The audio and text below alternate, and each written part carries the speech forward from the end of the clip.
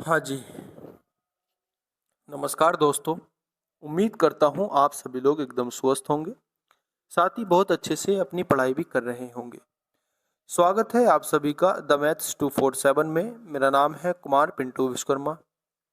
आज की इस वीडियो के माध्यम से, आज क्योंकि संडे का दिन है, तो हमारी जो बैच की जो हम चला रखा है हमने बैच यूपीएसआई के लिए, उसकी क्लासेस हमारी आज के दिन ऑफ रहती हैं। तो मैं आज एक स्पेशल टॉपिक आपको कराने वाला हूँ, जो कि आप लोगों की डिमांड थी कि भैया हमारा जो UP triple S C PET का एग्ज़ाम आ रहा है, उसमें 20 नंबर का डीआई हमसे पूछा जाता है। उस डीआई को आप एक बार कवर करा दीजिए, उसके कितने टाइप होते हैं, किस तरीके से हम उसके क्वेश्चंस को टैकल कर सकते हैं, उन सब पे हम बात करेंगे आज की इस क्लास में। This class not only for UP triple S C PET, ये क्लास केवल UP triple S C PET के लिए नहीं है, ये यूपीएसआई के लिए भी है, यूपी पुलिस कांस्टेबल के लिए भी है। क्योंकि आप सभी लोग जानते हैं कि यूपीएसआई में भी 3 क्वेश्चन डीआई के पूछे जाते हैं, और यूपीएसआई के साथ साथ यूपी पुलिस कांस्टेबल में भी आपके डीआई के क्वेश्चन पूछे जाते हैं। एक बार मैं इस चैनल का इंट्रोडक्शन दे देता हूँ। इस चैनल पे हम अपने मैथमेटिक्स की तैयारी कर रहे हैं, और उसमें हम यूपीएसआई को इस टाइम टारगेट चला के चल रहे हैं। टारगेट में क्या है, हमारे पास एक टॉपिक वाइज सीरीज है, और हमारे पास ये टॉपिक वाइज सीरीज जो है पीवाईक्यू सीरीज है, और हमारे पास मॉक टेस्ट है। मॉक टेस्ट के फॉर्म में जितने भी हमारे पीवाईक्यूज क्वेश्चन हैं, जितने लास्ट ईयर हमारे क्वेश्चन आए हुए हैं, उन सबको हम मॉक टेस्ट के फॉर्म में कर रहे हैं। तो शुरू के 3 दिन इस चैनल पे हमारे टॉपिक वाइज सीरीज चलती है, और बाद के 3 दिन हमारे होते हैं 3 मॉक टेस्ट। तो इसी क्रोनोलॉजी में आज, क्योंकि संडे है, तो आज एक स्पेशल टॉपिक है, ये आपकी एक स्पेशल क्लास रहने वाली है डीआई की। और डीआई आपके लिए UP triple S C PET के लिए भी है, जो आपका एग्जाम 6 से 7 सितंबर तक है। ठीक है, 6 से 7 सितंबर में आपका एग्जाम आने वाला है। और डीआई का पार्ट आप सभी लोग जानते हैं, डीआई का part, if I am not wrong, उसमें 20 क्वेश्चन लगभग डीआई के आपके आते हैं। तो इस क्लास से इसमें 27 क्वेश्चंस के थ्रू मैं आपको पूरा डीआई कंप्लीट कराऊंगा।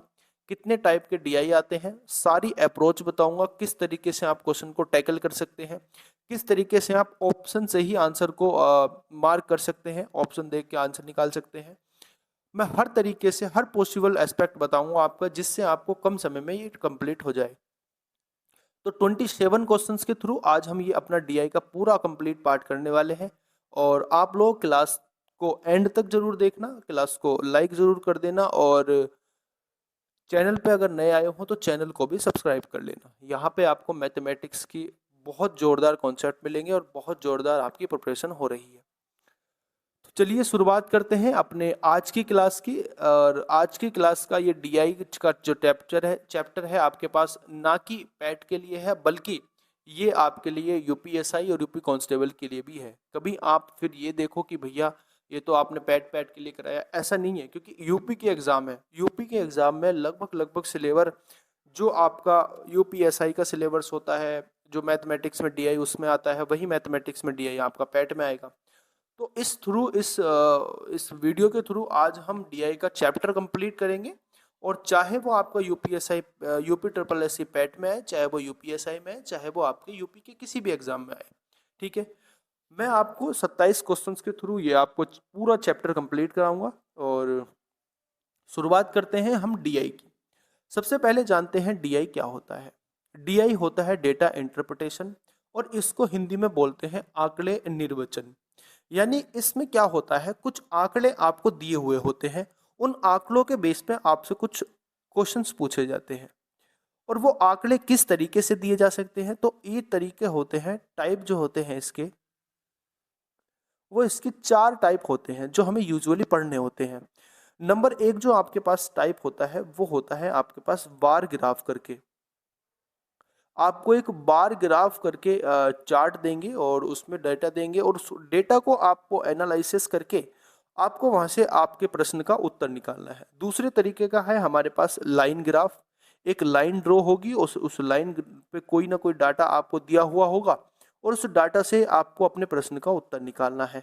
नंबर 3 होता है दोस्तों हमारे पास पाई चार्ट बोल सकते हैं, या आप इसको पाई ग्राफ भी बोल सकते हैं। और नंबर 4 और आखिरी टाइप जो हमारे पास पूछा जाता है, वो होता है टेबल फॉर्म में। यानी टेबल फॉर्म में आपको कुछ डेटा दिया हुआ होता है और उस डेटा के बेस पे आपसे क्वेश्चन पूछे जा सकते हैं।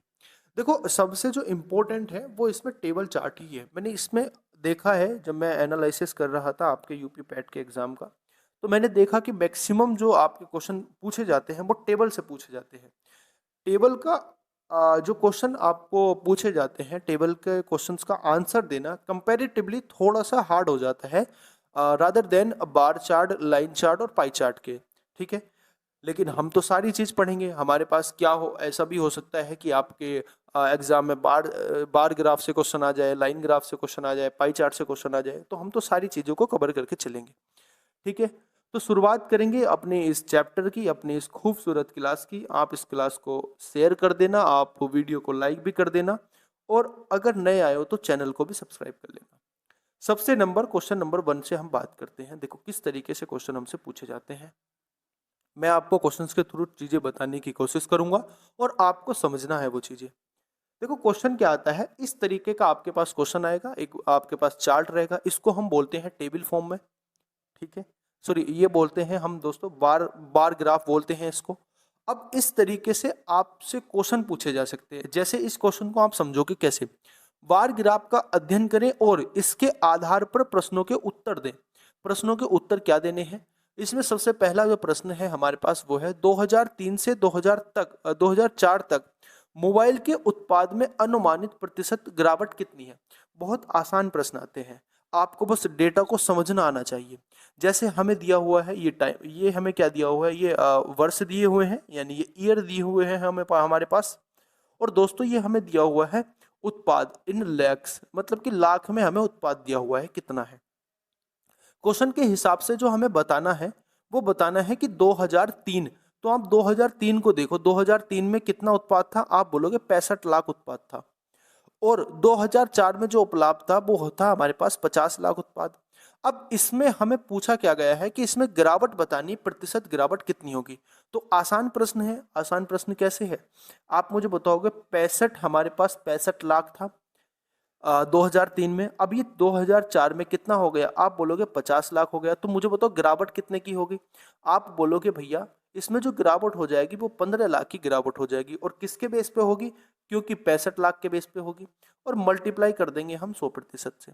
ठीक है, इतनी बात आपको क्लियर हो गई। अब आप इसको जब सोल्व करोगे तो देखो ये 5 से कट जाएगा, कितने बार कट जाएगा, ये 5 से 3 बार कट जाएगा, और ये 5 से आपका 13 बार कट जाएगा। ठीक है, यानी कि 3/13 गुणा 100% आपका इसका सही उत्तर हो जाएगा। अब आप इसको सोल्व करोगे, एग्जैक्ट वैल्यू आप इसको निकालने की कोशिश करोगे। आप मुझे एक चीज का जवाब दे दो बस, अगर यहाँ पे 12 होता, अगर यहाँ वैल्यू 12 होती तो ये 4 बार कट जाती और 4 से 100 25% आ जाता, यानी कि लगभग 25% के आसपास आंसर आएगा। तो आंसर ये तो नहीं हो सकता और आंसर ये भी नहीं हो सकता। आंसर 27 भी हो सकता है और आंसर 23 भी हो सकता है।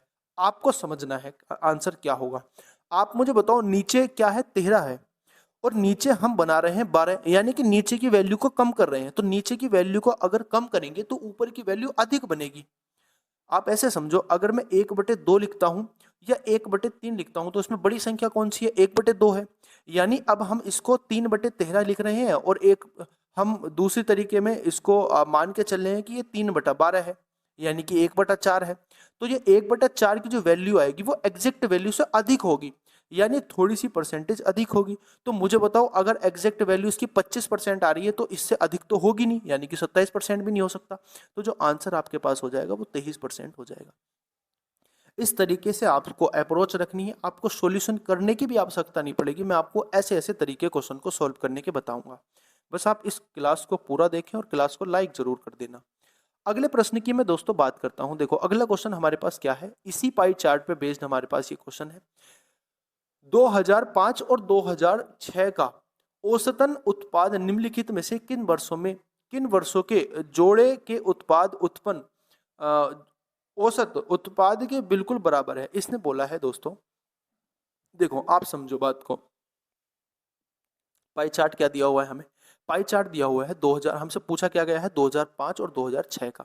तो 2005 हमारे पास ये है, एक नए पेन से मैं इसको ड्रॉ कर लेता हूँ। ये 2005 का है मेरे पास, और 2006 का कितना है, 55 है।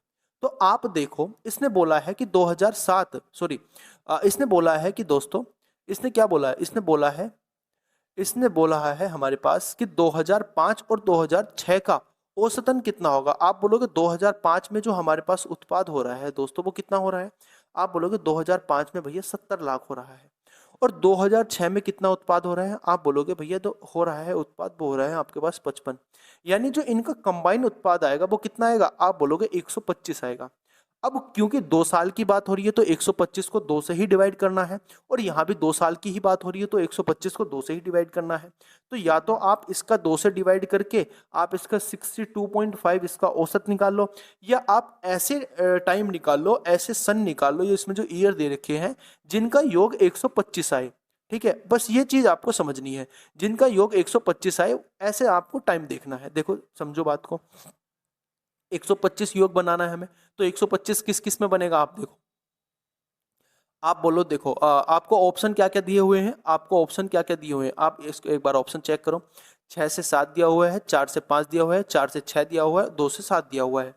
ठीक है, अब देखो आप 6 से क्या दिया हुआ है, 6 से 7, 6 से 7 का मतलब हो जाएगा 55, और 55 और 80 कितना हो जाएगा, आप बोलोगे 135 हो जाएगा। 6 से 7 का मतलब दिया हुआ है कितना, 6 से 7 का जो मतलब दिया हुआ है दोस्तों इसमें दिया हुआ है 135, तो ये तो नहीं हो सकता आंसर।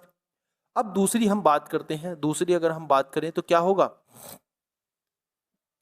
2004 से 2005 के, इसमें दिया हुआ है 50 और 70, और 50 और 70 का मतलब क्या हो जाएगा दोस्तों, 50 और 70 का मतलब हो जाएगा 120, यानी कि ये भी आंसर हमारा नहीं हो सकता।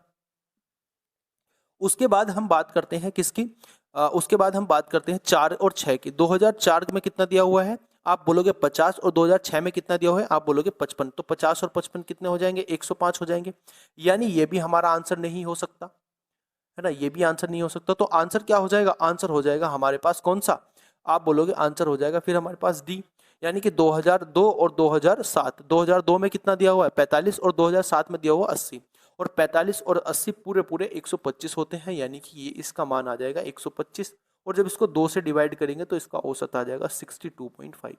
यहाँ थोड़ा सा समय मुझे लग सकता है क्योंकि मैं ये 5 क्वेश्चन इसके इसके ऊपर बेस्ड हैं इस पाई चार्ट के, तो मैंने एक ही क्वेश्चन में पाई चार्ट रखा है, सॉरी हाँ, बार ग्राफ रखा है, तो बाकी के जो क्वेश्चन है उसमें हमें थोड़ा थोड़ा मूव करके डाटा को कलेक्ट करना पड़ेगा। तो इसका जो आंसर हो जाएगा वो डी ऑप्शन हो जाएगा। आपको ये बात समझ में आ गई होगी, एकदम क्लियर, क्रिस्टल क्लियर, आपको ये बात समझ में आ गई होगी। आगे की मैं बात करता हूँ अगले प्रश्न की। अगला प्रश्न हमारे पास क्या है, देखो 2001 की तुलना में 2008 में मोबाइल के उत्पाद में अनुमानित प्रतिशत वृद्धि बतानी है। 2001 की तुलना में 2008 में, ध्यान रखना है 2001 की बात हो रही है, 2001 की बात हो रही है, 2008 की बात हो रही है। 2001 में कितना है 30 है, और 2008 में कितना है, 8 में है दोस्तों कितना 85। तो कितने की वृद्धि हुई है आप मुझे बताएंगे, ये हो जाएगा आपका 30 और ये हो जाएगा आपके पास 85। इतनी बात क्लियर होगी कि नहीं होगी बोलो। अब कितना बोला है इसमें, 2001 में कितना है, 2001 में है दोस्तों 30, और 2008 में कितना है आप बोलोगे 85। तो कितने का फायदा हुआ, कितने का सॉरी कितने की वृद्धि हुई, आप बोलोगे 55 की वृद्धि हुई। और अपोन में क्या आ जाएगा, अपोन में आ जाएगा 30 × 100। ठीक है, इतनी आपको बात समझ में आ गई, यानी ये हो जाएगा आपका 550/3। अब 550/3 को देखो, देखो 18 या 54 होते हैं, यानी कि इसको मैं अगर डिवाइड करूंगा तो लगभग लगभग 18 बार जाएगा, यानी 180 बार जाएगा। तो मुझे बताओ ये तो आंसर नहीं हो सकता, ये भी आंसर नहीं हो सकता, ये भी आंसर नहीं हो सकता, तो 180 के आसपास कौन सा है, 83 दशमलव कितना 33। तो आंसर क्या हो जाएगा हमारे पास, आंसर हो जाएगा दोस्तों 183.33%। इतनी बात समझ में आ गई कि नहीं आ गई बोलो, बोलो इतनी बात एकदम समझ में आ गई कि नहीं आ गई। अगले क्वेश्चन की मैं बात करता हूं, दिए गए वर्षों में से कितने वर्ष में मोबाइल का उत्पाद, दिए गए वर्षों में से कितने वर्ष में मोबाइल के उत्पाद दिए गए वर्षों के औसत उत्पाद से अधिक है। इसमें बोला गया है कि जो इसमें वर्ष बताने हैं, हमें जो डाटा हमें दिया हुआ है उसमें हमें ईयर बताने हैं कि जो मोबाइल के उत्पाद हैं वो वर्ष, जितने वर्ष दिए हुए हैं उनके उत्पाद के औसत से अधिक है, ये हमें बतानी है बात। तो आप सबसे पहले क्या करोगे, आप सबसे पहले डेटा को कलेक्ट करोगे। आपने बोला कि भैया सारे वर्षों का औसत निकाल दो, यहाँ पे मैं निकाल दूँ, कोई दिक्कत वाली बात तो नहीं है। सारे वर्षों का जो औसत हमें निकालना है वो मैं यहाँ निकाल देता हूँ।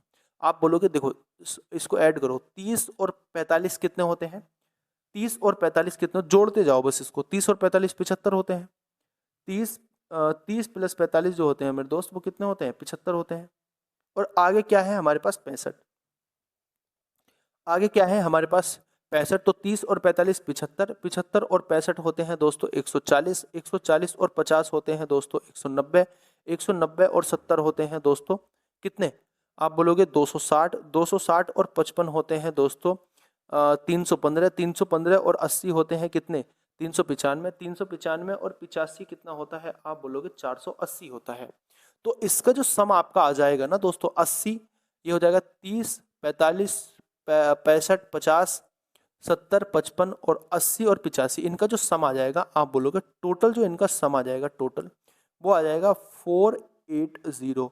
और इसका ये टोटल सम है तो एवरेज कितना आ जाएगा? एवरेज, एवरेज कितना, कितने ग्राफ है? आप बोलोगे 6 ग्राफ है, सॉरी 8 ग्राफ है।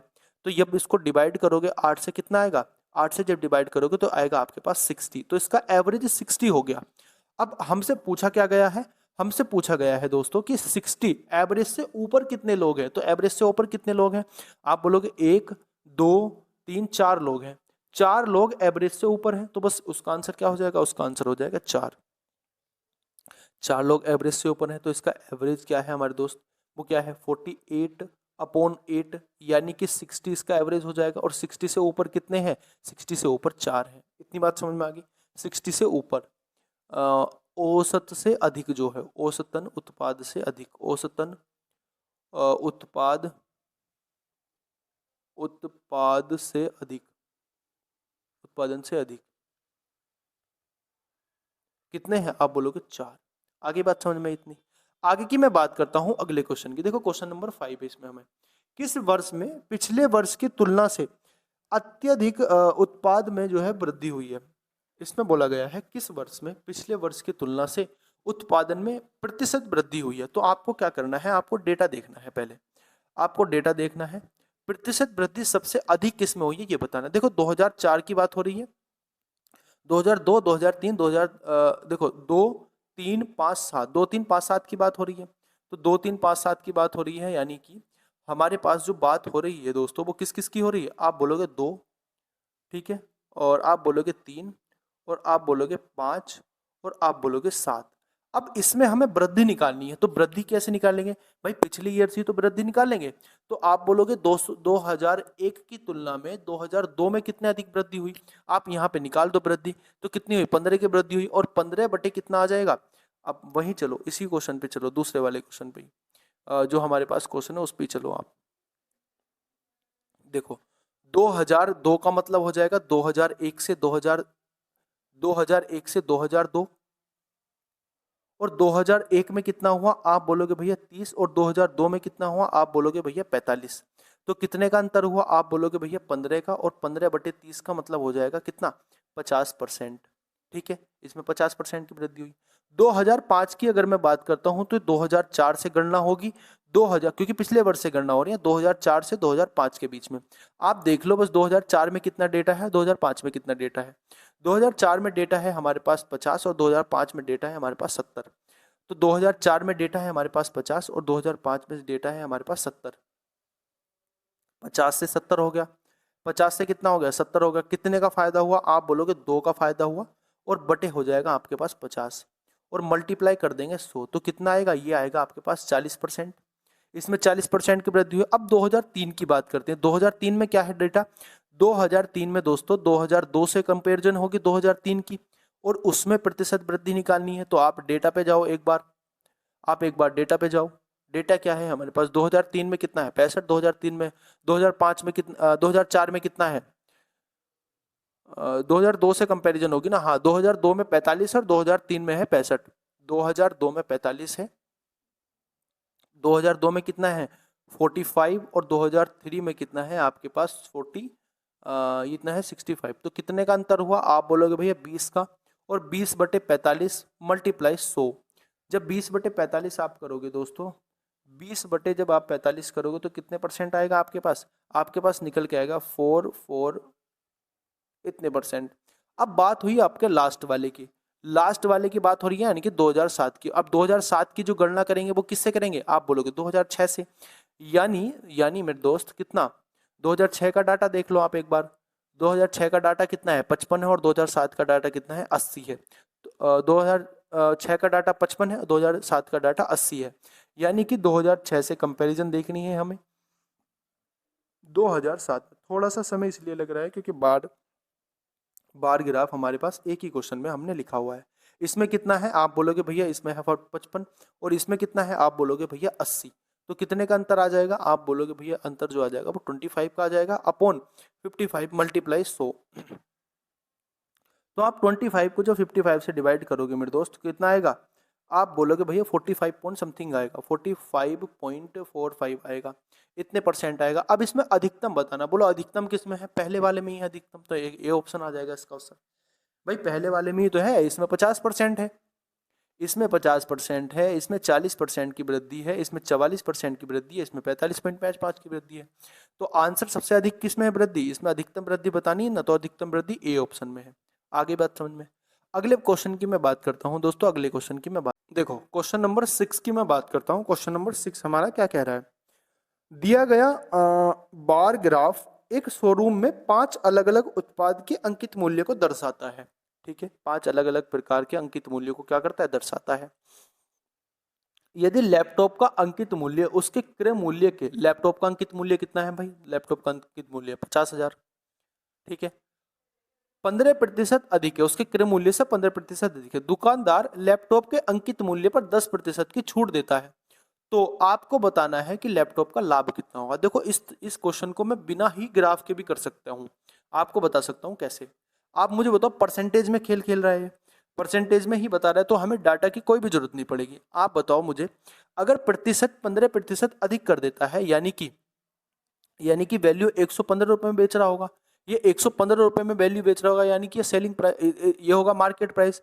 अब इस मार्केट प्राइस में दोस्तों 90% में बेचेगा, यानी कि 10% की छूट करेगा। अभी मार्केट प्राइस तो 100% होगा अपने आप में, इस पर 90% 10% की छूट करेगा, यानी कि 90% पे बेचेगा।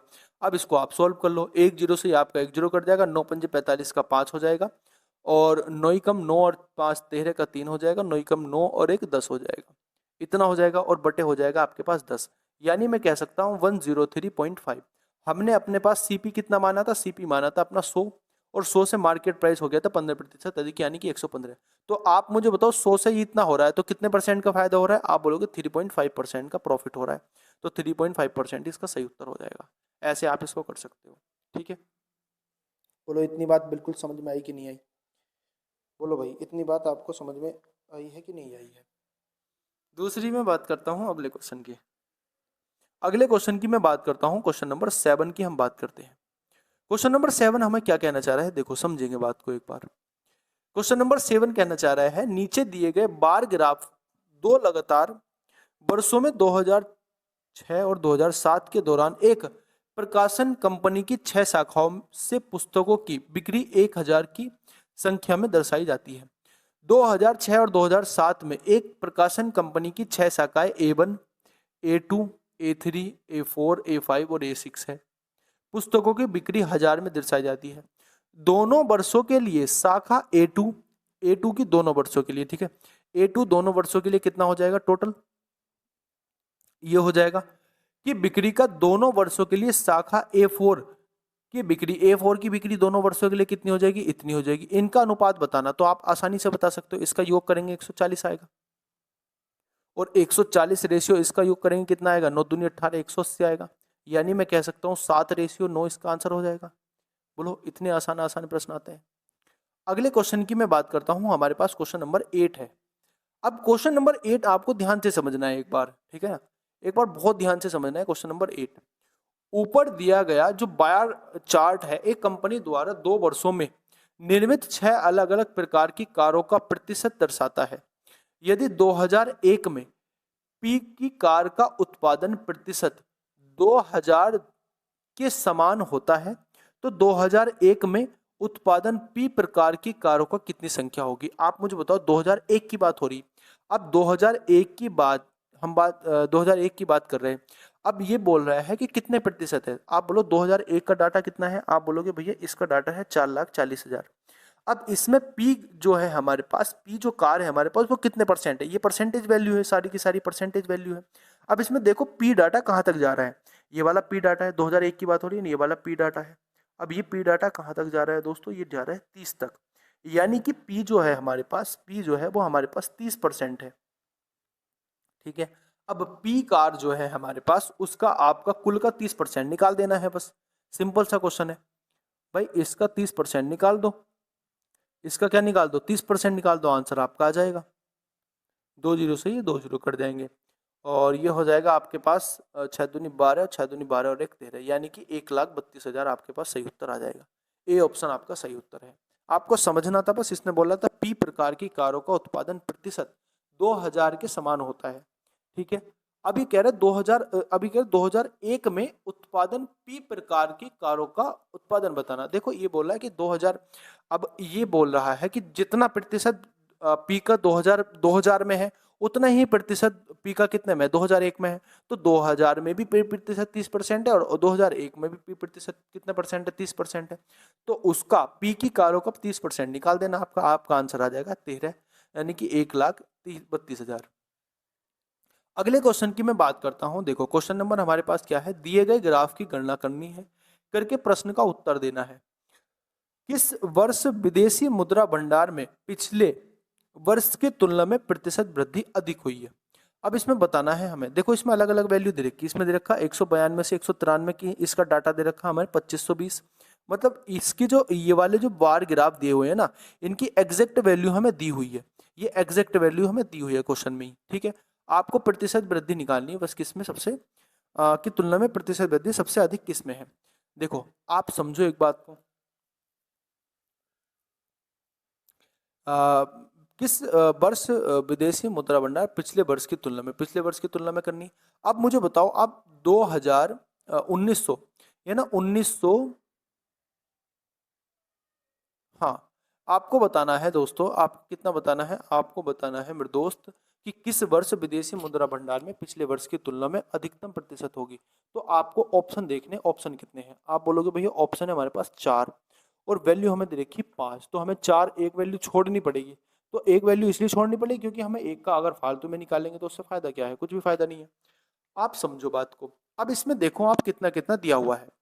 2000, अगर मैं 1993 से 1994 की अगर मैं बात करता हूं, तो आप मुझे बताओ 1993 में कितना है। आप बोलोगे 42,001 है। तो इसमें प्रतिशत निकाल दो, आप पहले वाले का प्रतिशत निकाल दो, कितना निकालोगे, 4201 में से आप घटा दो 2500, कितना 2520, और बटे कर दो कितना आप दोस्तों, बटे कर दो आप 2520, ठीक है। अब इसकी परसेंटेज वैल्यू निकल के आ जाएगी। जब इसको माइनस करोगे कितना आएगा, आप इसको माइनस करोगे तो कितना आएगा, बोलो 4201 में से आप 2520 माइनस करोगे ना, तो आपका निकल के आएगा 1681, और अपोन में कितना हमारे पास 2520, और मल्टीप्लाई इसकी किससे कर देनी है, 100% से। तो जब आप इसको सोल्व करोगे तो आपकी जो वैल्यू निकल के आएगी वो 66.7% निकल के आएगी। इतनी बात आपको समझ में आ गई, इतनी बात आपको समझ में आ गई। अब हमें बात करनी है, और अब हमें बात करनी है किसकी, हमें बात करनी है 2004 से 2005 के बीच की, 2004 से 2005 के। अब एक चीज समझो आप, इसमें वृद्धि हो रही है। आप एक बार समझो 2004 से, सॉरी मैं क्या बोल रहा हूँ, 1994 से 1995 की बात करनी है। आप एक चीज समझोगे, देखो यहाँ पे 1994 की 1995 से जो हमें कंपैरिजन करनी है वो इससे तो करनी पड़ेगी। आप मुझे बोलो ये तो अधिक वैल्यू है, ये कम वैल्यू है, तो क्या इसमें वृद्धि होगी, बिल्कुल नहीं होगी, तो ये तो ऑप्शन हो ही नहीं सकता। उसके बाद हम बात करेंगे दोस्तों 2000 सॉरी 1992 से 1993 की हम बात करेंगे। तो 1992 से अगर 1993 की मैं बात करता हूं, तो मुझे बताओ इसकी वृद्धि हम निर्धारित कर सकते हैं कहीं से, भाई इसकी कंपैरिजन किससे करेंगे, जीरो से। इसकी कंपैरिजन किससे करेंगे, किसी से भी नहीं करने के, तो यानी कि ये भी ऑप्शन हमारा नहीं हो सकता। इसकी कंपैरिजन पिछले साल से करनी है, तो पिछले साल का तो कोई डाटा दिया हुआ ही नहीं है, तो ये तो ऑप्शन ही नहीं हो सकता। अब दूसरी बात करते हैं डी ऑप्शन की। डी ऑप्शन में देखो, डी ऑप्शन में क्या दे रहा है, डी ऑप्शन में देखा हुआ है कि 1996 1997 के कंपैरिजन करना, और किससे करना पड़ेगा, 1995 1996 से। आप मुझे बताओ 1995 1996 अधिक है, 1996 1997 कम है, तो मुझे बताओ वृद्धि होगी कमी होगी, कमी होगी, यानी कि ये भी डाटा नहीं लगा दिया जा सकता। तो जो ए होगा यही आपका उत्तर हो जाएगा। इतनी बात आपको क्लियर होगी कि नहीं होगी? तो 66.7% की आपकी इसकी वृद्धि हो जाएगी। आपको समझना है बस। 1992 से 1993 इसलिए हम कंपैरिजन नहीं कर सकते क्योंकि उसके पिछले साल का डाटा नहीं दे रखा। दूसरी बात, 1994 1995 की इसलिए आंसर नहीं होगा क्योंकि उसमें वृद्धि नहीं कमी दे रखी है। 1996 1997 में इसलिए डाटा नहीं होगा आंसर क्योंकि उसमें भी कमी दी हुई है, तो वृद्धि एक में दी हुई है 1993 से 1994 में। आप ऐसे भी समझ के इसका आंसर लगा सकते थे। आगे की मैं बात करता हूं। देखो क्वेश्चन नंबर हमारे पास 10 और 11 है और इस वाले डाटा पे बेस्ड है। ठीक है, समझेंगे बात को। नीचे दिए गए जो बार आपका बार चार्ट है 2011 से 2015 तक के बीच की अलग अलग लैपटॉप की कीमत दी हुई है। 2000 आपको बताना है कि 10वां क्वेश्चन का आंसर क्या होगा। 2013 में ये 2013 में बाई की कीमत 2013 में एक्स की कीमत की कितने प्रतिशत थी ये बताना है, कितने प्रतिशत अधिक थी ये बतानी है। देखो 2013 में बाई की वैल्यू निकालो। 2013 में बाई की वैल्यू से इससे डिनोट करते हैं, जेड की वैल्यू इससे डिनोट करते हैं, एक्स की वैल्यू इससे डिनोट करते हैं। ठीक है, ये तो आपको समझ में आ गई होगी बात, लिखा हुआ है नीचे चार्ट में। अब आप मुझे बताओ 2013 में बाई की वैल्यू 2013 में बाई की वैल्यू 32 है, 32 है, और 2013 में एक्स की वैल्यू 2013 में एक्स की वैल्यू कितनी है? आप बोलोगे 18 है। तो कितना अधिक है? आप मुझे बताओ 18 से 32 कितना अधिक है? आप बोलोगे भैया 14 अधिक है, यानी कि 14 अधिक है। 14/18 हो जाएगा और मल्टीप्लाई हो जाएगा 100%। इसको अगर मैं एक बार डिवाइड करूं तो 7/9 हो जाएगा। 7/9 मल्टीप्लाई 100%। 1/9 का मतलब होता है 11 सही 1/9। तो 11 की मल्टीप्लाई 7 से करनी है तो 11 सत्ते 77 के आसपास आ जाएगा, यानी कि 77 पॉइंट के आसपास आ जाएगा। ये 77 है नहीं है, ये 77 है नहीं है, ये 77 है नहीं है, यही आंसर हो जाएगा। 77.77% के आसपास आंसर आ जाएगा। आगे की मैं बात करता हूं इसी क्वेश्चन में, इसी पाई चार्ट पर डिपेंडेंट जो अगला क्वेश्चन है हमारे पास। इसमें पूछा गया 2014 में लैपटॉप जेड और 2015 में लैपटॉप एक्स की कीमत का अंतर बताना। 2014 में लैपटॉप जेड, 2014 में जो लैपटॉप जेड है हमारे पास वो कितना है? 2200 है, 20 है सॉरी। और दूसरी बात क्या पूछा इसने? इसने पूछा कि 2015 में लैपटॉप एक्स, 2015 में लैपटॉप एक्स कितना है? आप बोलोगे भैया कितना है ये? आप बोलोगे 27 है। तो इनका अंतर बताना है भाई, इनका अंतर ही तो बताना है। इसने यही तो पूछा, इसका अंतर बताना है बस। तो सिंपल सी बात है, इनका अंतर बता दो। 2014 में जेड जो लैपटॉप है इसकी कीमत इसका कितना है? तो 20 है। 2015 में जो एक्स है वो कितना है? आप बोलोगे 27 है। इनका अंतर कितना हो जाएगा? 7। तो आंसर क्या आ जाएगा? C option. आगे आप बात समझ में आ गई कि नहीं आगे? अगले क्वेश्चन की मैं बात करता हूं। अब आपके पास अगला आगे आपके पास टेबल ग्राफ। देखो ये सबसे ज्यादा इंपॉर्टेंट है, टेबल ग्राफ आपको सबसे ज्यादा इंपॉर्टेंट है और सबसे ज्यादा इजी भी यही है। आपको सारा डाटा दिया हुआ होगा, बस आपको आंसर पर तक जाना है। सॉरी, हाँ, टेबल ग्राफ के बारे में हमें बात करनी है। तो एक स्कूल में कक्षा 9 के छात्रों के 4 सेक्शन दिए हुए हैं, ए बी सी डी। ठीक है, इसमें 4 सेक्शन दिए हुए हैं आपके पास। कितने? Section A, section B, section C और सेक्शन डी दिया हुआ है। इसमें बोला है दोनों परीक्षाओं में से किस सेक्शन में उत्तीर्ण प्रतिशत सबसे अधिक होगी? आप मुझे बताओ, एक बार देखो, दोनों परीक्षा में अनुत्तीर्ण लोग दे रखे हैं, अर्धवार्षिक परीक्षा में अनुत्तीर्ण और वार्षिक परीक्षा में उत्तीर्ण। अर्धवार्षिक परीक्षा में उत्तीर्ण केवल वार्षिक परीक्षा में उत्तीर्ण अनुत्तीर्ण दे रखे हैं, और इसमें दिया हुआ है दोनों परीक्षा में उत्तीर्ण। और हमसे पूछा क्या गया है? दोनों परीक्षाओं में उत्तीर्ण पूछा गया है। तो ये दोनों परीक्षा में उत्तीर्ण का डाटा है भाई, ये वाला डाटा दोनों परीक्षा में उत्तीर्ण का है। इसमें पूछा गया सबसे अधिक परसेंटेज किसकी है? तो सबसे अधिक परसेंटेज उसकी होगी जिसका सबसे अधिक मान होगा डी की, यानी कि डी ऑप्शन इसका आंसर हो जाएगा। बताओ, कुछ था इसमें? कुछ भी नहीं था। तो ऐसे ही तो क्वेश्चन पूछे जाते हैं। ओके, अब आप बताओगे क्वेश्चन नंबर आपके पास 13, निम्नलिखित तालिका पिछले कुछ वर्षों में किस कंपनी द्वारा निर्मित बैटरियों की बिक्री दर्शाती है? पिछले कुछ वर्षों में किसी कंपनी द्वारा बेची गई विभिन्न प्रकार की बैटरियों की संख्या क्रम से 1000 में दी हुई है। सभी 7 वर्षों में किस बैटरी की कुल बिक्री सबसे कम रही है ये बताना। किस बैटरी की बिक्री सबसे कम रही है ये बताना हमें। तो आप अप्रोक्सीमेशन से जाओ। देखो आप इन सबको जोड़ोगे टाइम लग जाएगा। आपको मैं बताता हूं अप्रोक्सीमेशन क्या होता है। आप देखो देखो मुझे बताओ आप इसमें कितनी वैल्यू है, आप इसको अगर ऐड करोगे, देखो एक और एक 100 और 2 300 हो जाएगी, और 300 और एक हो जाएंगी 400, 400 और 500, 500 के आसपास इसकी वैल्यू है, 500 500 से ऊपर होगी। ठीक है, अब देखो ये 4 है तो इसकी 500 500 600 के आसपास मैं मान लेता हूँ। दूसरी बात हम करते हैं 55 की। 55 कितना है, 100 200 300 400 500, तो जो 500 600 से ऊपर है, यानी कि ये वाला ऑप्शन तो हमारा हो नहीं सकता। ये ऑप्शन उससे भी ज्यादा है, तो यानी कि ये इस वाले से ज्यादा है। या आप एक काम करो, इनका सबका योग ही निकाल लो, आप इन सबको जोड़ ही लो। ठीक है, आप ऐसे समझ नहीं पाओगे ना, आप इसको जोड़ लो सबको। आप जब जोड़ोगे तो आप देखो, मैं डायरेक्ट बता देता हूँ। 75 में अगर आप 90 जोड़ोगे तो कितना आएगा, आप बोलोगे 165 आएगा भैया। उसमें अगर आप 96 जोड़ोगे तो कितना आएगा, आप बोलोगे भैया 100, हमारे पास 261 आएगा। फिर उसमें अगर आप 105 जोड़ोगे तो कितना आएगा, आप बोलोगे भैया 366 आएगा।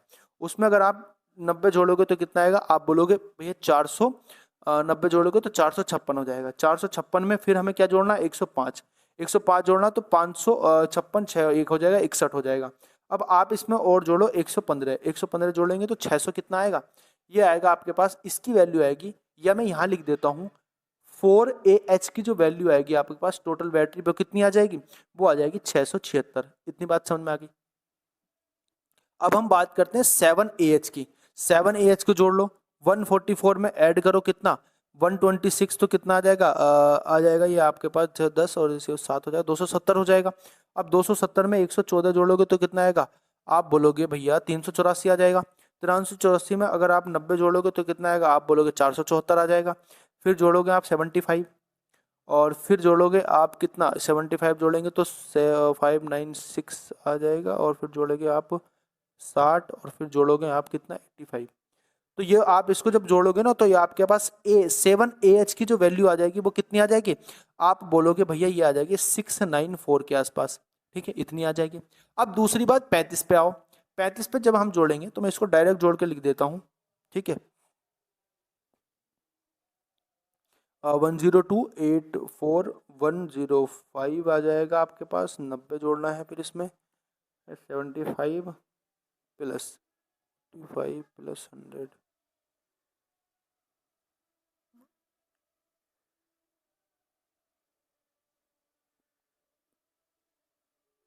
ठीक है, कोई गलती तो नहीं हुई। ठीक है, 45 और प्लस कितना होगा 100, तो ये आ जाएगा आपके पास, ये आ जाएगा आपके पास दोस्तों 35AH की जो वैल्यू आपके पास आ जाएगी, आ जाएगी 601। अब 55AH की वैल्यू और आपको निकालनी है। 55AH की वैल्यू कितनी हो जाएगी, आप इसको ऐड करो। देखो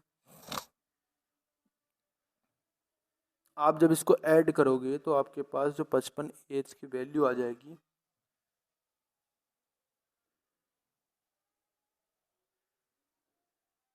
तो कितना आएगा बोलो, आप इसको ऐड करो तो कितना आएगा आपके पास, ये आएगा दोस्तों आपके पास 799 आएगा। तो देखो ये हमें सबसे कम बताना, तो सबसे कम कौन सा है, सबसे कम है हमारे पास ये, यानी कि 35AH इसका सही उत्तर हो जाएगा। आप थोड़ा सा कैलकुलेशन वाला पार्ट स्किप कर सकते हो, और बस इसमें क्या करना था आपको, ऐड करना था, कुछ नहीं करना था, इन सबको ऐड करके बताना था बैटरी कितनी है। ठीक है, सबसे कम बिक्री किसकी हुई।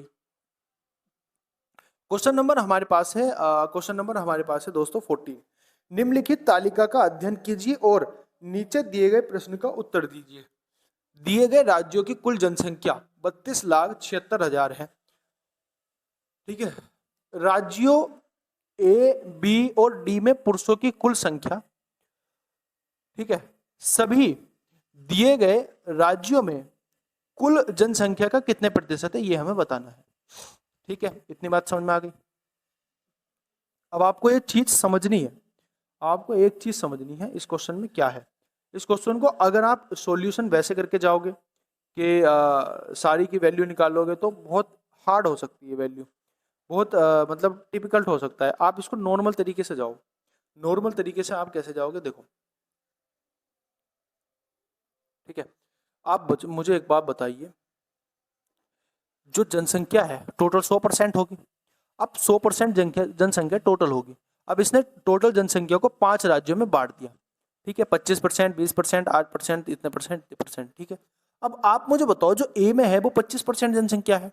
अब 25% जनसंख्या में मेल कितने हैं, तो आप इसकी परसेंटेज निकाल दो बस, कितना होगा, आप बोलोगे मेल है भैया 5 और टोटल है भैया हमारे पास 8 और इसका 25% से निकाल दो कितना आ जाएगा। आप इसका बोलोगे दोस्तों जो कितना आएगा आपके पास, कितना आएगा, आप बोलोगे भैया इसमें आएगा आपके पास 15.62%, 15.62% आएगा। अब दूसरी बात हो रही है बी की। बी में पुरुषों की संख्या बतानी, तो बी में पुरुषों की संख्या कितनी है, देखो बी में कितनी है, 3 है पुरुष और टोटल संख्या कितनी है 1 और इसका 20 से कंपैरिजन करके निकाल दो। तो ये कितना हो जाएगा आपके पास, बोलो कितना हो जाएगा, ये 4 है ना, हाँ कितना हो जाएगा 15% हो जाएगा कि नहीं हो जाएगा। आप बोलोगे भैया हाँ एकदम 15% हो जाएगा, ठीक है, 5 या 15। अब बात करते हैं हम किसकी, डी की। डी में कितना है 12 है, तो 12 का निकाल दो। महिला मेल कितने हैं 3 है, टोटल कितना है 8, तो 3/8 मल्टीप्लाई कितना हो जाएगा 12, तो कितना आ जाएगा आप बोलोगे कितना आ जाएगा, आप बोलोगे भैया ये आ जाएगा आपके पास 4.5%। अब इन सबको जोड़ दो आप, क्योंकि पूरे पुरुष पूछे गए हैं। जब इन सबको जोड़ोगे तो जो आपका आंसर निकल के आएगा वो निकल के आएगा 35.1%, यानी कि 35.1% इसका आंसर आ जाएगा। अगर आप इसको अलग अलग मानते तो उसमें थोड़ा सा दिक्कत आ जाती, क्योंकि हमें परसेंटेज में पूछा गया है तो हमें एग्जैक्ट वैल्यू का कोई लेना देना है नहीं। देखो मैंने क्या काम करा, मैंने 100% जनसंख्या मान ली, इसमें 25 लोग मान लिए, इसमें 25 लोग मान लिए, इसमें 20 लोग मान लिए, इसमें 12 लोग मान लिए, तो टोटल जनसंख्या 5:3 में है। तो 5:3 में अगर 5 और 3 में बांटी गई है तो टोटल जनसंख्या तो 25/8 हो जाएगा और मल्टीप्लाई 5 की निकालनी, तो 5/8 निकाल देंगे, ये हो जाएंगे पुरुष। ऐसे 3/4 यहाँ हो जाएंगे और 3/8 यहाँ हो जाएंगे। आगे बात समझ में। अगले प्रश्न की मैं बात करता हूँ। क्वेश्चन नंबर हमारे पास है कितना, 15 और 17 के बीच में हमें बताना है।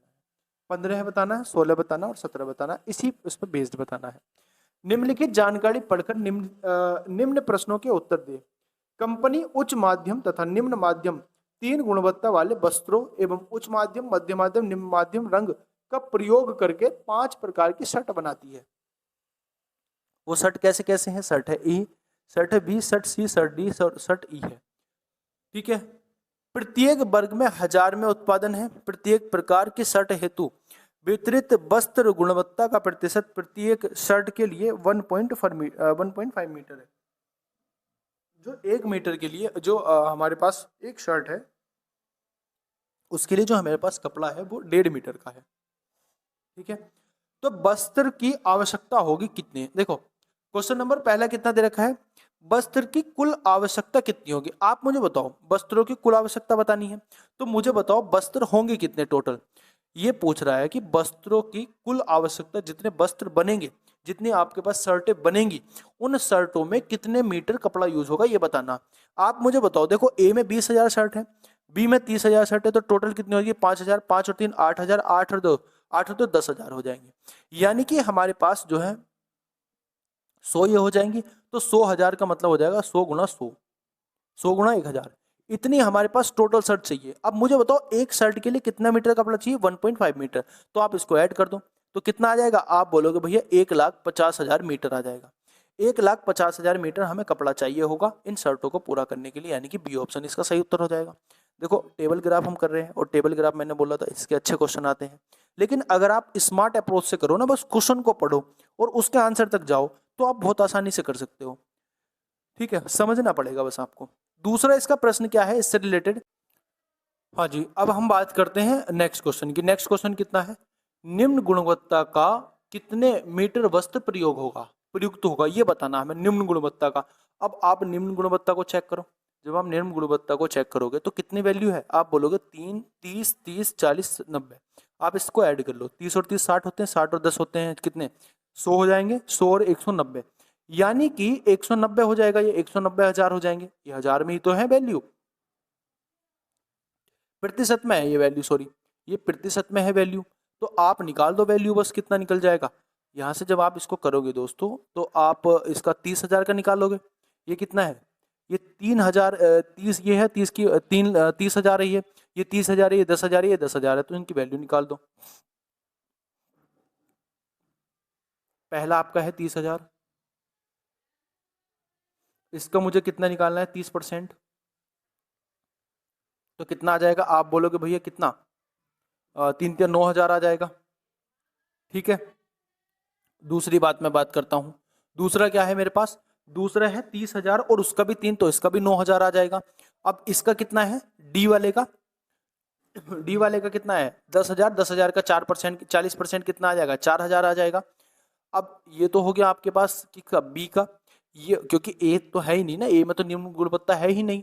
और सी का कितना हो जाएगा, सी का भी 9,000 आ जाएगा क्योंकि उसका भी 30,000 का 30% है। और डी का कितना आ जाएगा, आप बोलोगे डी का भैया 10,000 का 40% यानी कि इसका 4,000 आ जाएगा। बात आ रही है समझ में। अगले की मैं बात करता हूँ, अगला क्या है, नेक्स्ट है हमारे पास ई का 10,000 है, 10,000 का 90% कितना आ जाएगा, आप बोलोगे 10,000 का 90% 9,000 हो जाएगा। तो 9,000 ये हो जाएगा। आप इन सबको ऐड कर लो तो 9 × 27, 27 और 4 कितने होते हैं। आप जब इसको ऐड करोगे दोस्तों कितना आएगा, आप जब इसको ऐड करोगे तो कितना आएगा बोलो, आप जब इसको ऐड करोगे तो कितना आएगा। आप बोलोगे भैया जब इसको हम इसको ऐड करेंगे तो 27 और 4 होते हैं 31, यानी कि 31,000 आ जाएगा।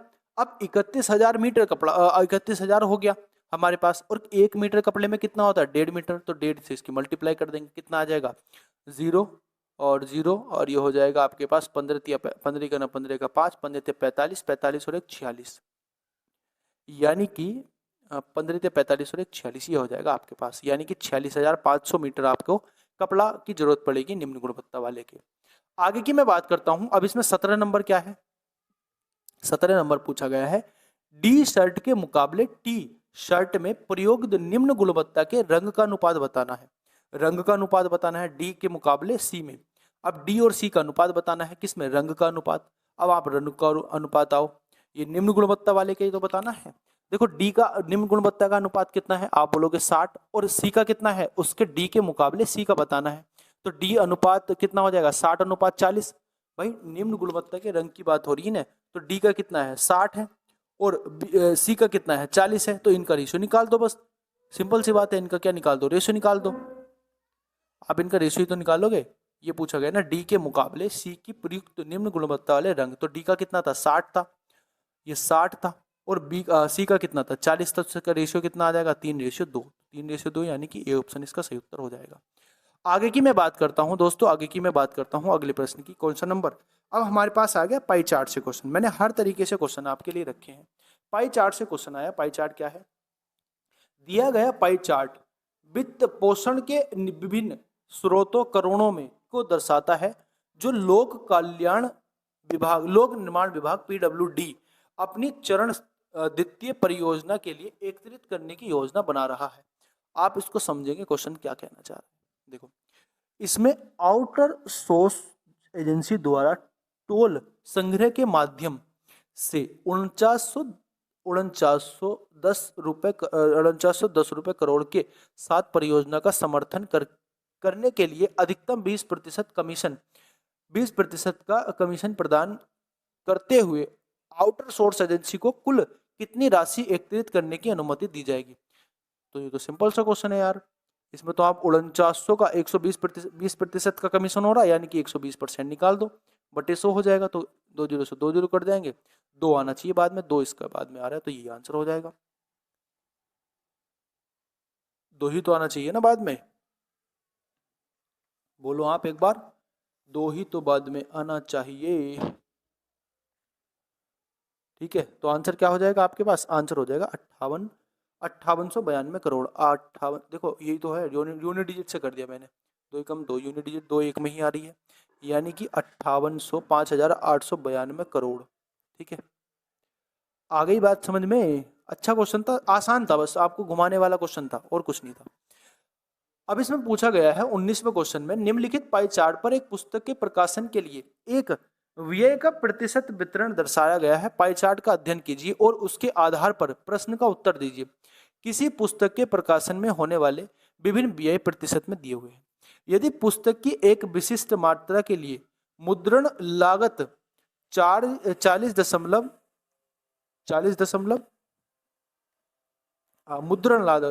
मुद्रण लागत की बात हो रही है, तो मुद्रण लागत जो है दोस्तों वो कितनी है,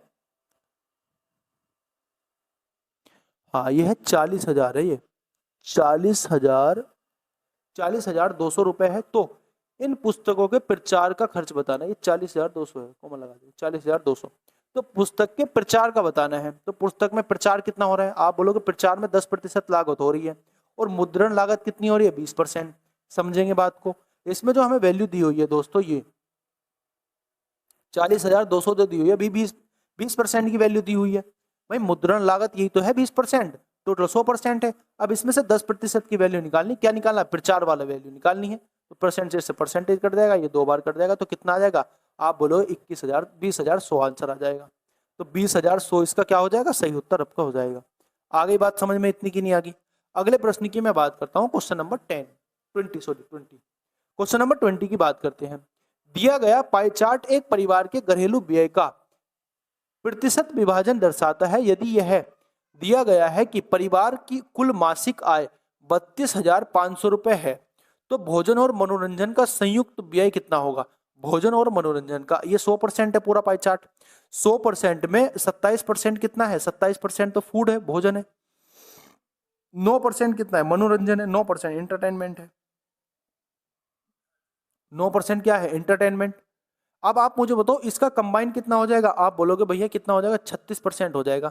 और किसका 36% निकालना, क्योंकि जो घर हमारे पास मासिक आय है वो 32,500 है, तो 32,500 100% की वैल्यू है, हमें 36% की निकालनी। 2 जीरो से 2 जीरो कट जाएगा। आप जब इसकी मल्टीप्लाई करोगे तो कितना आएगा, जब आप इसकी मल्टीप्लाई करोगे तो 36 पंजे कितने होते हैं, 180 का जीरो 18 लगे हासिल। 36 दूनी कितने होते हैं, 36 दूनी 72, 72 और 8 कितने होते हैं, आप बोलोगे 90, 90 का जीरो हासिल लगे 9। और 36 के कितने होते हैं, आप बोलोगे 108, 108 9 होते हैं 117।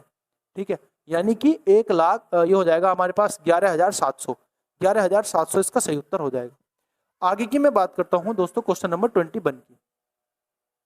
देखो क्वेश्चन नंबर 21 क्या कहना चाह रहा है।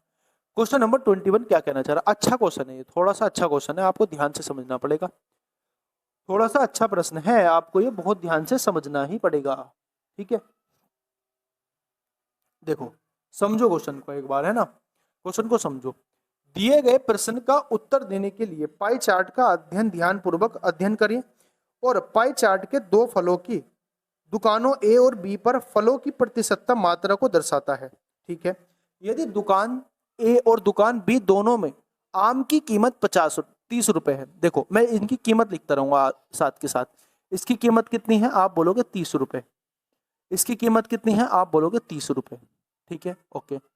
सेब की कीमत 40 रुपए है, सेब की कीमत 40, दोनों में 40 रुपए कीमत है, इसकी भी 40 रुपए कीमत है, इसकी भी 40 रुपए कीमत है।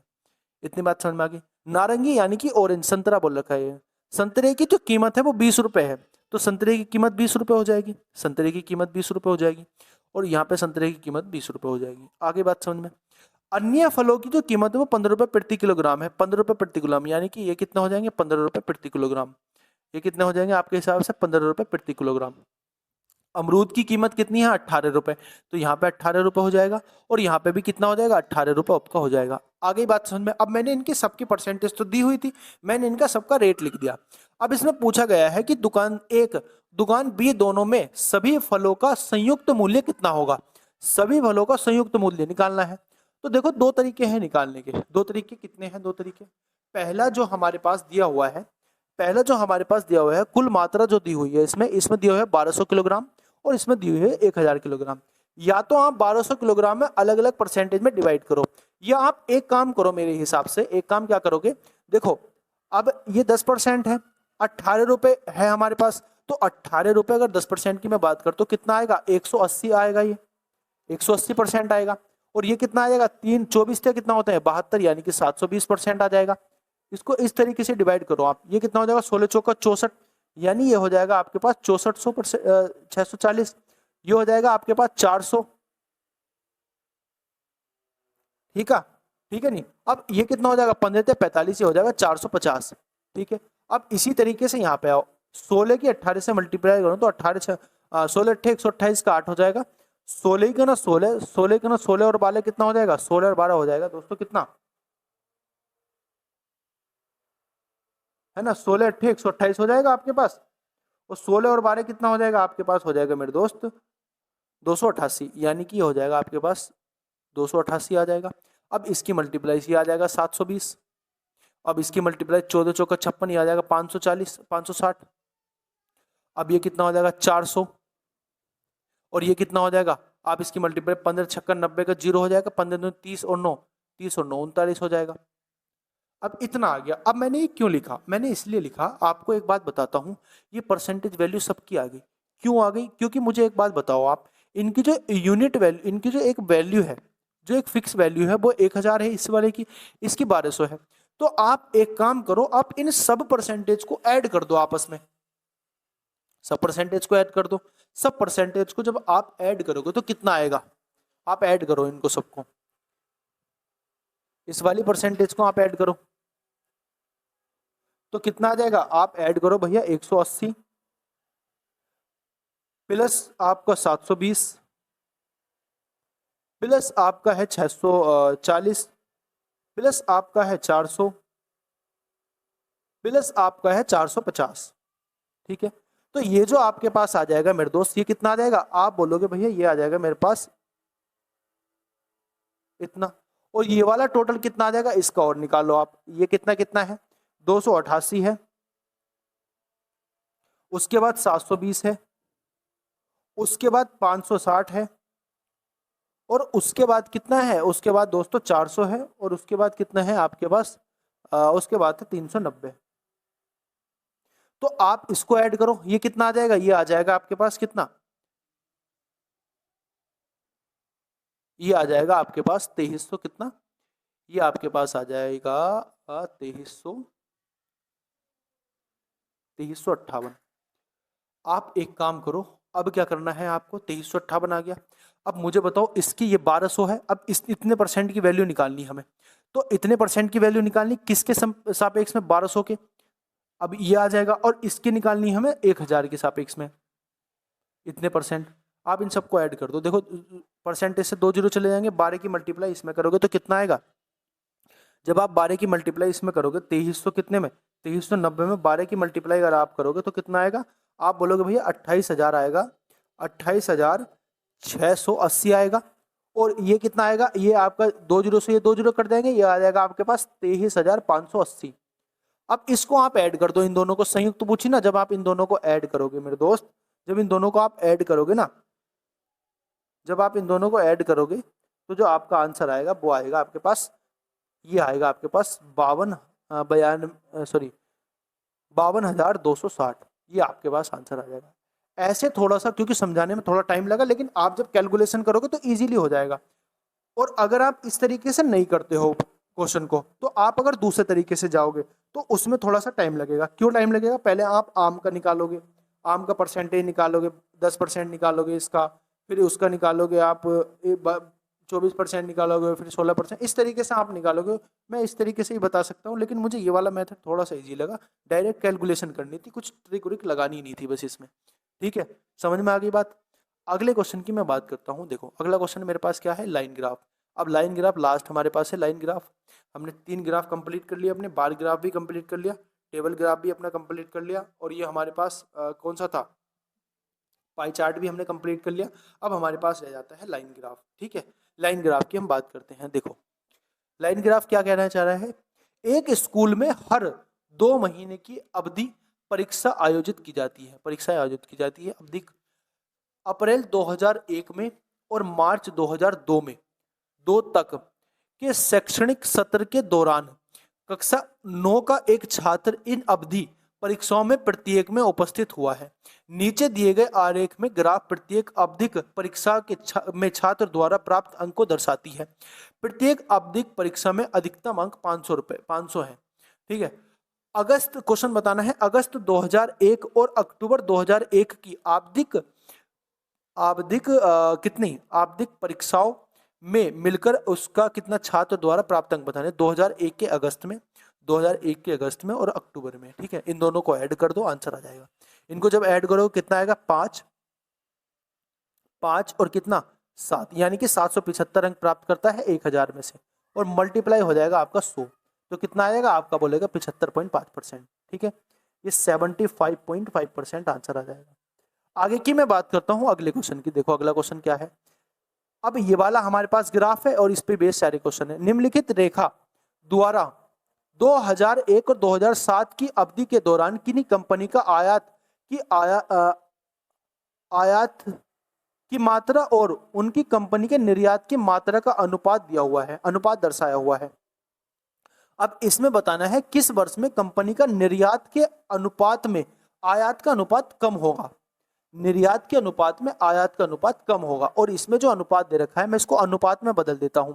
ये अनुपात है हमारे पास 6 बटे कितना 10, ये अनुपात है हमारे पास 8 बटे 10, ये अनुपात है हमारे पास कितना, सही करके लिख देता हूं ना, ये हो जाएगा 8 बटे 10, ये है मेरे पास 3 बटे 10, ये है मेरे पास 12 बटे 10, और ये है हमारे पास 15 बटे 10, ये है हमारे पास 9 बटे 10, और ये है हमारे पास 16 बटे 10। ठीक है, ये अनुपात आ गया। अब ये जो अनुपात है, ऊपर वाली जो वैल्यू है ना, ऊपर वाली, इसमें जो ऊपर वाली वैल्यू है आयात की मात्रा और उसके निर्यात, ये है आयात, ठीक है, और ये है हमारे पास निर्यात। ठीक है, ये है हमारे पास निर्यात। तो आयात अपॉन निर्यात का अनुपात है, ये आयात अपॉन निर्यात का अनुपात है। अब आपको क्या बताना है, आपको बताना है इसमें कि इसमें क्या बताना है आपको, इसमें बताना है निर्यात। ठीक है, आपको बताना है किस वर्ष में कंपनी के निर्यात का अनुपात आयात के अनुपात निर्यात के अनुपात में आयात का अनुपात कम है। तो इसमें देखो सबसे कम आयात निर्यात का अनुपात कौन सा है। आप बोलोगे इसमें सबसे कम जो आयात का अनुपात, देखो इसमें बोला है किसी कंपनी में निर्यात के अनुपात से कंपैरिजन करनी है और आयात का अनुपात सबसे कम किस में है। आप बोलोगे एक ही संख्या इसमें मुझे दिख रही है जिसमें सबसे कम है, आप बोलोगे 2003 में है, यानी कि 3:10। तो 2003 किसका, बी ऑप्शन इसका सही उत्तर हो जाएगा। ठीक है, आगे बात समझ में। अगले क्वेश्चन की इस पे बात करते हैं। दिए गए वर्षों में कितने वर्षों में निर्यात आयात से अधिकतम है। निर्यात आयात से अधिकतम है ये बताना, तो कितने वर्षों में है ये ध्यान रखना है। निर्यात आयात से अधिकतम है, ये क्या बताना है हमें, निर्यात आयात से अधिकतम है। निर्यात के बारे में बताना है आयात से कंपैरिजन करके, यही तो है ना, निर्यात आयात से अधिकतम है। ठीक है, निर्यात के बारे में बताना है, तो देखो कितने हैं। आप बोलोगे देखो इसमें निर्यात अधिक है, तो एक ये हो जाएगा। अगले पेन से लिख देता हूँ, दूसरे पेन से।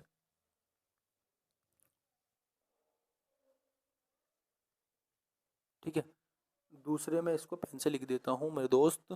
ये 10 है ना, तो एक तो ये हो गया, एक ये हो गया 2, ठीक है, एक ये हो गया 3, और एक ये हो गया 4। तो 4 साल में है। देखो सबसे ज्यादा इसमें बोला ना कि आयात के कंपैरिजन में निर्यात अधिक है, तो निर्यात इसमें 10 है, इसमें 6 है, तो मतलब इसमें अधिक है, इसमें अधिक है, और इसमें अधिक है, और इसमें अधिक है। 4 साल में अधिक है। तो आंसर क्या हो जाएगा उसका, आंसर हो जाएगा उसका 22वें क्वेश्चन का 24वें क्वेश्चन का 4 साल। तो आंसर क्या आ जाएगा, डी ऑप्शन। अगले क्वेश्चन की मैं बात करता हूं, अगले प्रश्न की। अगला प्रश्न इसमें क्या दिया हुआ है, 2002 में कंपनी का आयात 260 करोड़ था, तो 2002 में कंपनी का निर्यात कितना होगा। 2002 की बात कर रहा है ये, 2002 की बात कर रहा है ये। तो 2002 में देख लो, 2002 में क्या था, 8/10 था, 8/10 था ना 2002 में। 2002 में कितना था, 8/10, 8/10, और ऊपर क्या है आपके पास आयात, और नीचे क्या है आपके पास निर्यात। अब इसमें पूछा क्या गया है कि 2002 में आयात का जो वैल्यू है वो कितनी है, 260 करोड़ है। ये 260 करोड़ है, यानी कि मैं कह सकता हूं 260 करोड़ 8 की वैल्यू है, और मुझे निर्यात की निकालनी, 10 की वैल्यू निकालनी। 4 से कट जाएगा, 5 से कट जाएगा, 4 से काटो, 4 छंग 24, 4 पंजे 20, तो 65 पंजे कितना होता है, 5 पंजे 25, 6 पंजे 30, यानी कि 325 करोड़। तो यह कितना आ जाएगा, 325 करोड़ आ जाएगा निर्यात। ठीक है, आगे बात समझ में। अगले क्वेश्चन की मैं बात करता हूं। इसमें अगला क्वेश्चन मेरा क्या है, क्वेश्चन नंबर हमारे पास है 26 इसका। क्वेश्चन नंबर 26 क्या कहना चाह रहा है दोस्तों, क्वेश्चन नंबर 26 कहना चाह रहा है 2013, 2003 और 2004 तक आयात में कितने प्रतिशत की वृद्धि हुई। 2003 से 2004 तक, 2003 से 2004 तक कितने प्रतिशत की वृद्धि हुई, ये बतानी है हमें। आयात में है ना, आयात में बतानी है। तो आप मुझे बताओ 2003 से 2004 तक आयात में वृद्धि। तो 2003 में आयात कितना है, आप बोलोगे 2003 में जो आयात है वो 3 है, और 2004 में आयात कितना है आपका, 12 है। तो आप इसको सॉल्व कर लो बस। 26वां क्वेश्चन है ना, 2003 में आयात कितना है, 3/18 है, 3/8 है, और 2004 में कितना है आपका 12/8, 12/10 है, सॉरी 3/10 और 12/10। ठीक है, आप ये बताओ कितना आयात है इसमें। आप बोलोगे कि भैया आयात इसमें 3 यूनिट है, इसमें 12 यूनिट है, तो इसका अंतर कितना हो जाएगा, कितना अधिक है। आप बोलोगे भैया ये अधिक है आपका 8, तो 8/3 हो जाएगा, और मल्टीप्लाई 100%, तो ये तो बहुत आएगा। ये तो 100% से अधिक आएगा, यानी कि ये ऑप्शन नहीं हो सकता, ये नहीं हो सकता, ये नहीं हो सकता, ये आंसर हो जाएगा। तो नन ऑफ दीज इसका आंसर हो जाएगा। ठीक है, आगे की मैं बात करता हूं। आज की क्लास का हमारा आखिरी प्रश्न है। आखिरी प्रश्न क्या कहना चाह रहा है, यदि 2004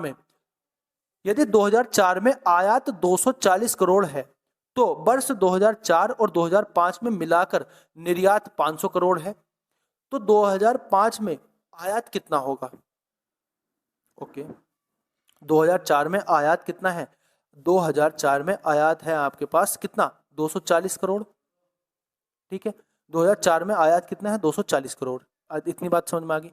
अब दूसरी बात देखो, अच्छा क्वेश्चन है ये, अच्छा इन्होंने टाइप बना दिया। इसमें हमें बात करनी है 2004 की, तो 2004 की और 2005 की बात करनी है। 2004 में लिख लो कितना है, 12/10 है, और 2005 में 15/10।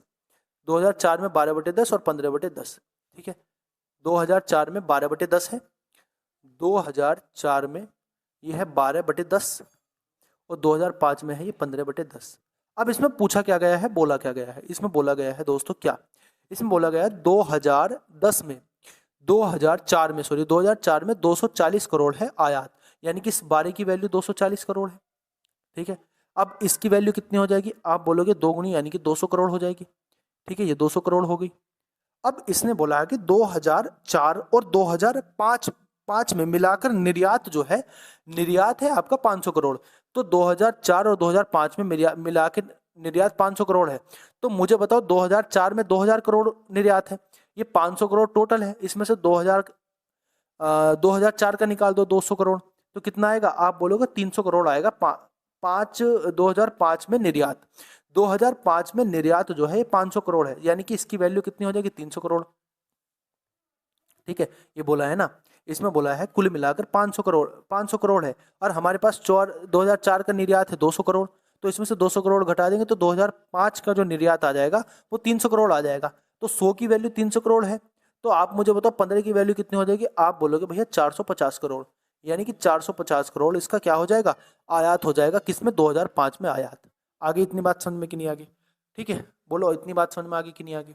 तो ये आपका आज पाई चार्ट खत्म होता है। ये आपका जो डाटा इंटरप्रिटेशन का हमारा पार्ट था, यानी कि डीआई का जो भी हमारा क्वेश्चन थे, ये मैंने सारे क्वेश्चन आपको करा दिए हैं। सारे टाइप को मैंने आपको कवर करने की कोशिश की है। 1 घंटे के लगभग की आपकी वीडियो है, आप इसको कंप्लीट कर लोगे तो आपका जो भी डीआई के क्वेश्चन आपके बनेंगे उन सारे क्वेश्चन को आप अटेम्प्ट कर सकते हो अपनी परीक्षा में। ठीक है, तो कितना आपका स्कोर आया कमेंट सेक्शन में आपको स्कोर भी मेंशन करना, और इसकी पीडीएफ जो मिलेगी आपको टेलीग्राम चैनल द मैथ्स 247 में मिलेगी। ठीक है, और मिलते हैं फिर अपनी नेक्स्ट वीडियो में। आज की हमारी ये वीडियो कंप्लीट हो गई है। आपको डीआई के मैंने 27 क्वेश्चन से पूरा डीआई को कंप्लीट कराने की कोशिश की है। आप लोग क्या करना है, आप लोग को कमेंट सेक्शन में अपना स्कोर लिखना है और वीडियो को लाइक कर देना है, और कमेंट करके ज़रूर बताना है कैसी आपको वीडियो लगी, कितना आपका स्कोर आया। और thanks for watching this video. मिलते हैं आपके नेक्स्ट वीडियो में, तब तक के लिए जय हिंद, वंदे मातरम, भारत माता।